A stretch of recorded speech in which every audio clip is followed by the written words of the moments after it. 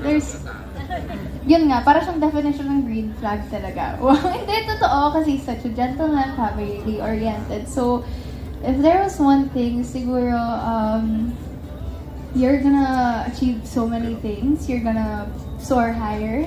Siguro never forget your core and never forget God. That's it. Balik na natin. Donnie, what's one thing about her that you don't want to change? Mamaya pa tayo kung ano sinabi ko lahat.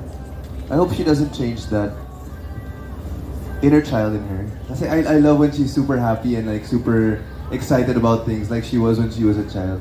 It's also, ganun din ako, may mga parts din ako na ganun. To not lose your love for your family, obviously hindi mawawala yan. Of course, your love for your craft. Siyempre, mahal na mahal niya yung lahat ng pinapasukan yung trabaho. And yeah, keep the faith, of course. That's very important.